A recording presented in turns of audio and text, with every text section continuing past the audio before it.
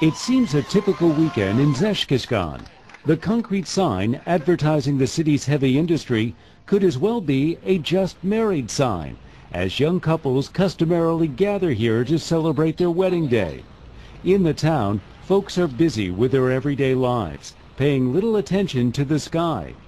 Meanwhile, 350 kilometers above Zhezkazgan, the International Space Station crew completes its final check of the Soyuz spacecraft to ensure the safe return of flight engineer Mikhail Churin, science officer Michael Allegria, and space tourist Charles Simonier.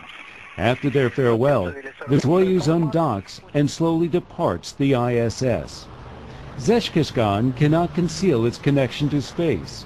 Street signs and murals saluting the first Russian cosmonaut are reminders that the region has been the official Soyuz vehicle landing site since the 1960s.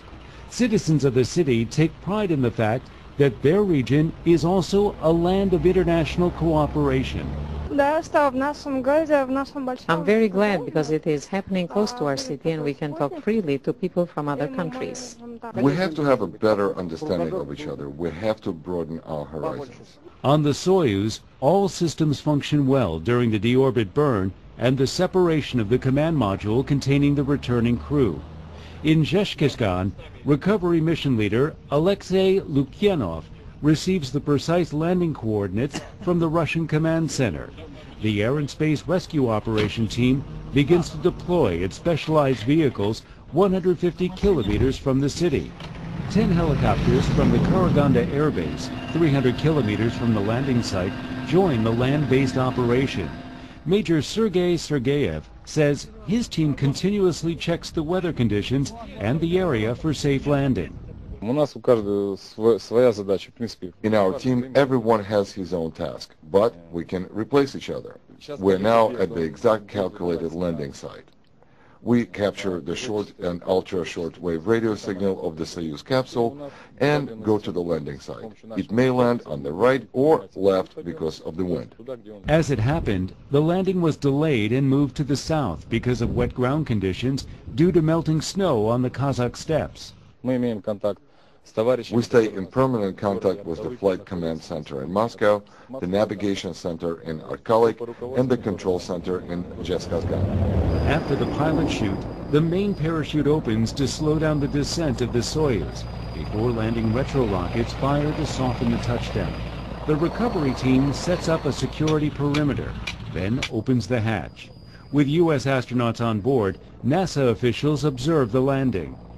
The capsule, which often does wound up landing on its side, what happens is it will land, bump a little bit, and then the parachutes, if there's any wind at all, might tend to drag it on its side. Rob Navius sends his report on the condition of the crew members via satellite phone to NASA headquarters, while the support team helps the crew exit the vehicle. The crew is in excellent shape. The medical doctors confirmed that while the crew was beginning to readapt to Earth's gravity in the first few minutes in their reclining chairs. The astronauts relax a few minutes before boarding helicopters to fly to Karaganda, where Mayor Islam Togebayev welcomes the astronauts and presents them with the traditional Kazakh souvenirs and costumes. Churin and Allegria feel it is beneficial to work with people from other countries as they bring fresh ideas from their fields of expertise. We have learned from one another. Our space program will benefit from this kind of cooperation. I don't want to compare my colleagues. They're different, but very good people. All of them have different qualities. The United States has been involved in Soyuz landings for the past 4 years. The Russian Federal Space Agency has been magnificent. This is a textbook operation. The international cooperation, it's almost like a symphony. It's a magnificent demonstration of what nations with the will, the fortitude, and the capability can do when they work together. At the end of the day, the crew members fly back to the Cosmonaut training complex in Star City, Russia, to reunite with family and friends. And the people of Zhezkazgan look forward to the continuation of the spaceflights servicing the ISS. For producer Valer Gergely, Jim Burtell, VOA News.